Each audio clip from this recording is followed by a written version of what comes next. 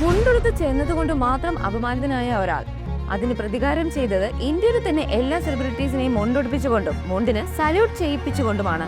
10ാം class തോറ്റ ഒരു തമിഴ് ബാലൻ തുടങ്ങിയ ബ്രാൻഡിന്റെ ഇന്നത്തെ ബ്രാൻഡ് അംബാസിഡർ ബോളിവുഡ് സൂപ്പർ സ്റ്റാറായ അഭിഷേക് ബച്ചനാണ്.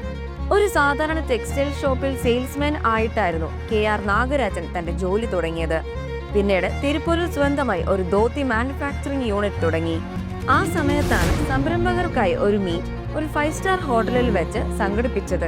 അതിൽ ക്ഷണം ലഭിച്ചപ്പോൾ ഒരുപാട് സന്തോഷത്തോടെയാണ് അദ്ദേഹം അവിടെ എത്തിയത്. എന്നാൽ മുണ്ടെടുത്ത് ചെന്നതിനാൽ നാഗരാജനെ അവിടുത്തെ സെക്യൂരിറ്റി അകത്തേക്ക് കയറാൻ അനുവദിച്ചില്ല. അന്ന് അപമാനിതനായ അദ്ദേഹം നമ്മുടെ തന്നെ ദേശീയ വസ്ത്രമായ ധോത്തിയെ നിരസിച്ചതിൽ പ്രകോപിതനാവുകയും ചെയ്തു. ആ ഒരു കനലാണ് പിന്നീട് രാംരാജ് മുണ്ടുകൾക്ക് പിറവി നൽകാൻ അദ്ദേഹത്തിന് ഊർജം നൽകിയത്.